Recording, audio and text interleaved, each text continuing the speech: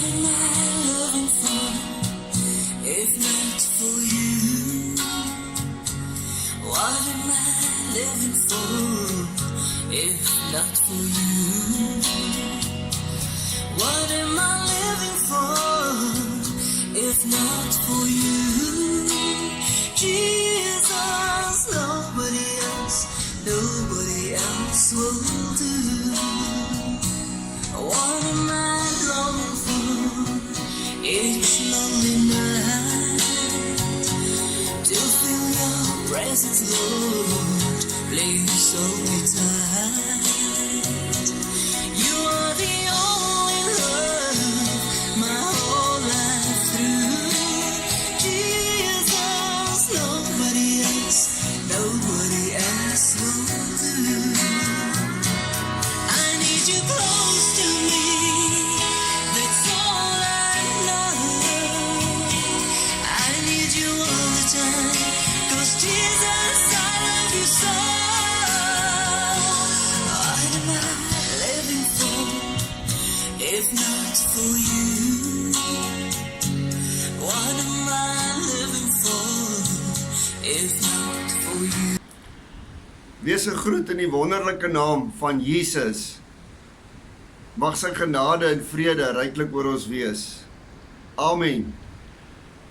Baie welkom op Jakobsbaai. Dis 'n windstildag. Kersfees, atmosfeer is in die lug.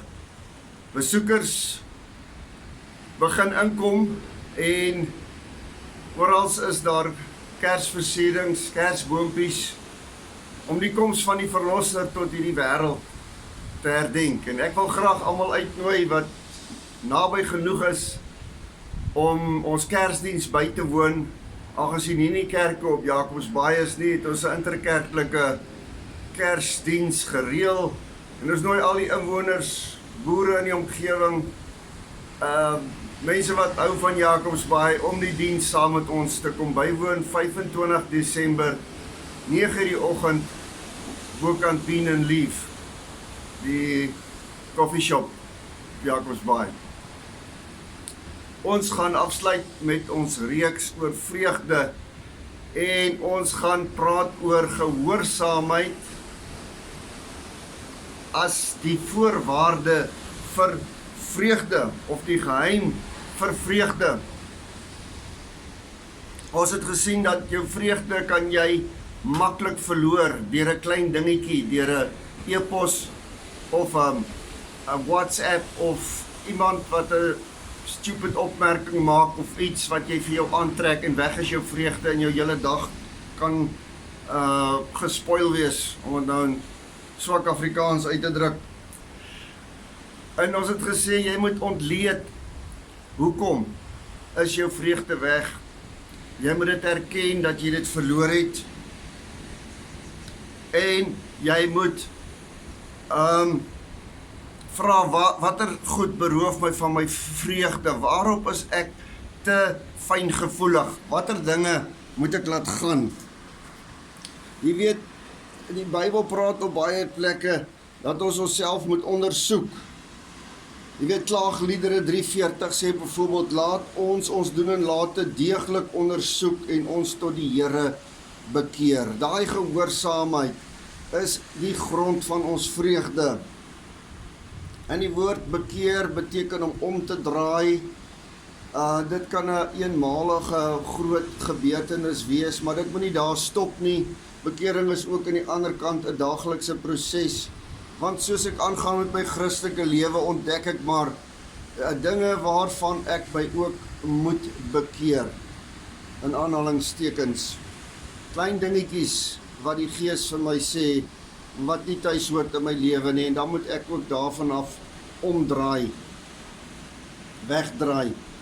En ons het reeds gepraat hoe belangrik 'n skoon gewete is vir vreugde, want dis daardie klein ou liggie wat in my hart aangaan van die Heilige Gees, daardie rooi liggie wat flikker soos in 'n motor wat sê iets is fout ergens. Jy moet tot stilstand kom en eers hierdie fout uitstryk. Daar is natuurlik ook twee groot pretbederwers wat ons nie altyd raak sien nie. En die eerste een is 'n gebrek aan balans. As jy in hierdie jaar groter uitsette gedoen het as insette, as jy net gegee het van jou emosionele energie, gaan jy hierdie jaar, aan die einde van hierdie jaar, as het ware uitgebrand wees. Jy gaan amper voel, of jy geestelik bankrot is, want jy het net nie meer om te gee nie, jy het net te veel gegee hierdie jaar. Daar was nie 'n balans nie, jy het nie tyd gemaak om meer in te neem as wat jy uitgegee het nie.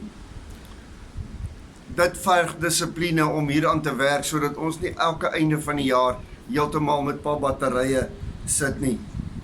En dan 'n ander ding wat jou vreugde kon opgeslurp het, en jou stilweg, die glimlag van jou gesig afgeneem het, is as jy nie jou Godgegewe talente gebruik het nie. Die Here het jou gemaak en die Bybel is vol daarvan dat ons talente ontvang het, gawes gekry het ensovoorts.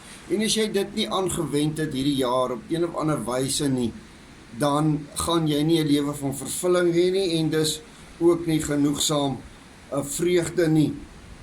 As jy byvoorbeeld minder as 25% van jou talente gebruik het hierdie jaar in die beroep waarin jy gestaan het, dan gaan jy 10-1 nie vervuld voel nie en nie 'n lewe van vreugde lei nie. Maar dit eenkant gelaat om terug te kom tot gehoorsaamheid. As jy weet wat die regte ding is om te doen, moet jy dit doen. Jakobus 4:17 is baie duidelik daaroor. Hy sê as iemand weet wat die regte ding is om te doen en hy doen dit nie, is dit sonde. Nou sonde is nie altyd iets wat ons sogenaamd doen nie, maar daar is ook die nalaatsondes. Dit is daardie sondes, daardie goeie dinge wat ons weet ons moet doen, wat ons nie doen nie.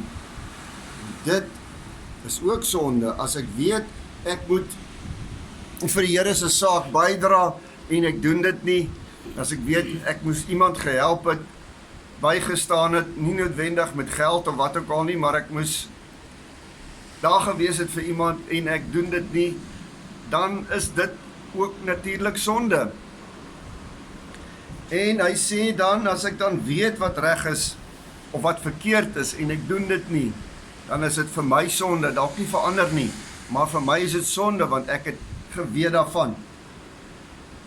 So die geheim van volgehoue, oorvloedige, milddadige vreugde, is die een of ander kunstgreep, wat ons uit 'n boekie uitkry nie, maar dit is volgehoue gehoorsaamheid aan die Here.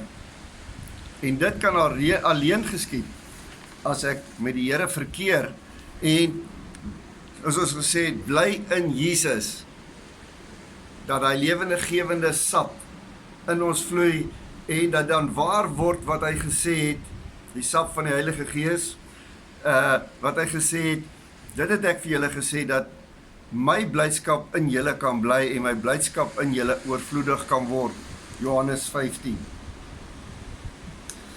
Weet jy wat, dit is ook belangrik aan die einde van hierdie jaar, al was die jaar baie rof vir jou gewees, al was jy totaal ondergewaardeer hierdie jaar, al was jy misbruik en in die stof getrap, en al het jy dan nou alles gegee, niks ontvang nie, dat jy toch sal terugkyk saam met my op hierdie jaar, en saam met Psalm 126 vers 3 sal sê, die Here het groot dinge aan ons gedoen, ons was bly. Die Here het jou nogtans deurgedra. Die Here het hierdie krisisjaar van jou, wat dalk vreugdeloos was in baie opsigte, was hy jou krag en jou ondersteuning? Was hy nog steeds daar vir jou gewees?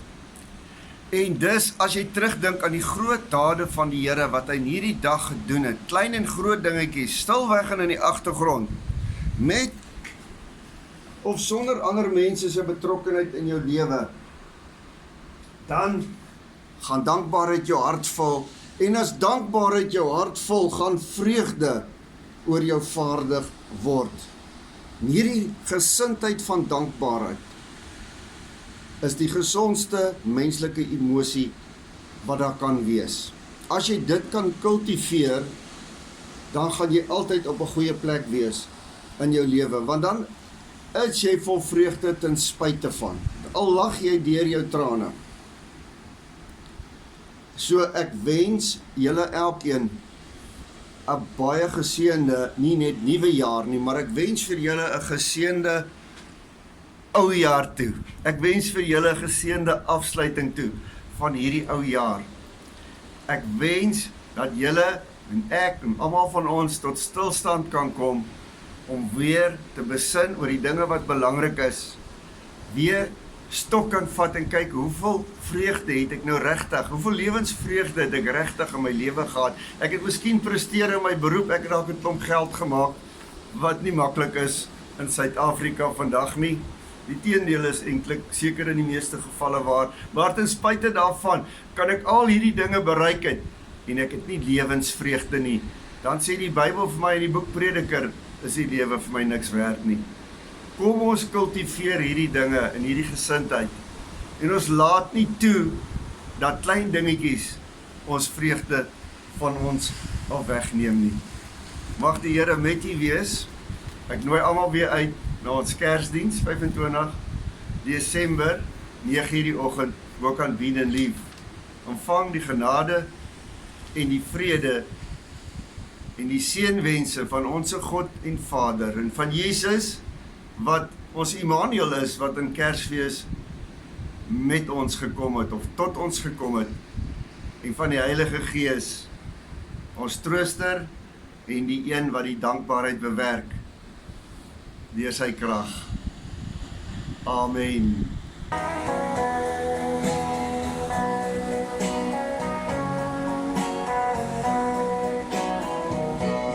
I need you close to me. That's all I know. I need you all the time. 'Cause Jesus, I love you so. Are you my living for? If not